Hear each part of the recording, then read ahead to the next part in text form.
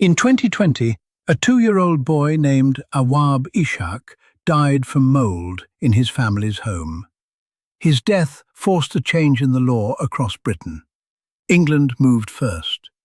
But Scotland's version of Awaab's law goes further, and if you rent here, you need to know exactly what it gives you. Awaab's law does one powerful thing. It puts strict legal deadlines on your landlord to deal with damp and mould. No more being fobbed off for months, no more waiting. Once they know about the problem, the clock starts, and the law runs against them. And here is Scotland's big difference.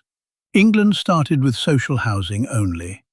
Scotland is covering both social and private tenants from day one. So whether you rent from the council, a housing association, or a private landlord, this protects you. Scotland is leading the way. When does it start? Scotland's rules come in on the 6th of October 2026, under the Housing Scotland Act 2025 and the Investigation and Commencement of Repair Regulations. Mark that date. From then, these duties are law.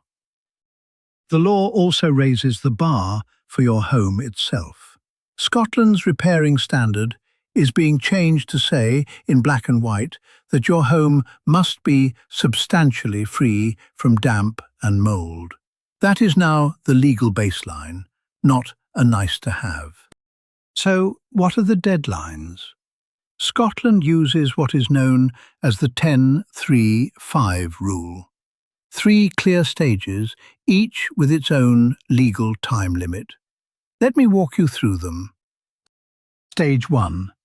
Once you report damp or mould, or your landlord otherwise becomes aware of it, they must investigate within 10 working days. They cannot leave your message sitting in an inbox for weeks. And note those words, or otherwise becomes aware. Your landlord cannot hide behind not being formally told. If they should have known, the duty still applies.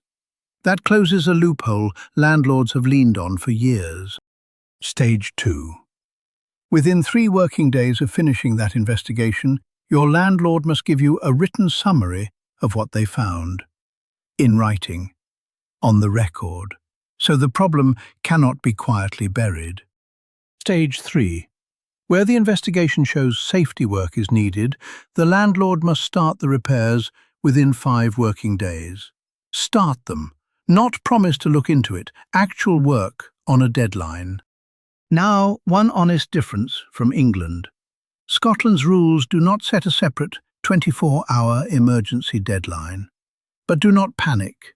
Your landlord still has long-standing duties to deal with genuine emergencies urgently under the repairing standard.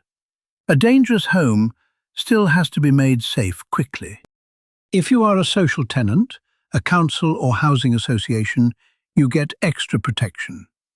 There is a target to complete the repair within 20 working days, and your landlord can be made to pay you compensation if they miss the legal deadlines. The law has teeth. If you rent privately, the same 10-3-5 duties apply to your landlord. The enforcement route is different. You take it to the First-tier Tribunal for Scotland, the Housing and Property Chamber, which handles private renting disputes. It is free to apply, and it can order your landlord to act. And what if your landlord genuinely cannot meet a deadline? Then the law says they must tell you, explain why, give you a new timescale, and take reasonable steps to reduce the damp and mould in the meantime. What they cannot do is go silent. Silence is a breach. So, how do you actually use this? Step 1. Report the problem in writing, email, or the landlord's portal, not just a phone call. Describe the damp or mould, where it is, and who in the home it is affecting. Your written report is what starts the clock. Step 2. Document everything. Dated photographs of the mould, photographs of damaged belongings, notes of every time you reported it and what was said. And if anyone's health is suffering, get it recorded by your GP. Step 3. Hold them to the 10 5. If they miss a deadline, say so in writing and name the regulations. Ask for the written summary you are owed. Knowing the exact rules completely changes how a landlord treats you. And if they still ignore you? Social tenants can complain to the landlord, then escalate to the Scottish Public Services Ombudsman and the Scottish Housing Regulator. Private tenants can apply to the First-tier Tribunal. Both routes are free and both can force action. And get support. Shelter Scotland and Citizens Advice Scotland can help you push a landlord who is stalling. And there are law centres and solicitors who run damp and disrepair cases, often at no upfront cost. You do not have to fight this alone. So what actually counts as damp and mould under these rules? It covers the lot. Condensation damp from poor ventilation or heating, penetrating damp coming through walls or a leaking roof, rising damp from the ground, and of course black mould growing on walls, ceilings and around windows. Remember the new standard. Your home must be substantially free from damp and mould. If it isn't, your landlord has a legal problem. Now, which enforcement route is yours? It comes down to who your landlord is. If you rent from the council or a housing association, you are a social tenant. You complain to the landlord first, then escalate to the Scottish Housing Regulator or the Ombudsman. If you rent from a private landlord or letting agent, you apply directly to the First-tier Tribunal. Same 10, 3, 5 duties. 2 different doors. What about money? For social tenants, Scotland is bringing in set compensation payments when a landlord misses the legal deadlines on top of getting the repair done. For private tenants, the tribunal can order your landlord to carry out the work, and in serious disrepair cases, it can support a rent relief order, reducing the rent until the home is fixed. Either way, ignoring you becomes expensive for them. Let me show you a strong report. Put the date and your address at the top, then one clear line.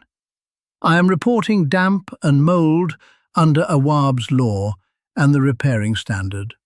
Say where it is, how long it has been there, and who in the home it affects, especially children or anyone with breathing problems. Attach dated photos. Then ask in writing when they will investigate and when you will get your written summary. Calm, factual, on the record. Finally, the excuses and how to answer them. If they blame your lifestyle or condensation, the rules still force them to investigate the cause. If they say there is a waiting list, the legal deadlines come first. If they say they will get round to it, get that in writing with a date. And if they go silent, that silence is itself a breach you can report. Be polite, but do not back down. Awaab Ishak should still be here. He isn't, because mould was treated as someone else's problem. His law makes sure that excuse no longer works. And Scotland has gone a step further by protecting private renters too. From the 6th of October 2026, if you live with damp or mould, report it, document it, and hold them to the 10, 3, 5. Know your rights and never let them ignore you.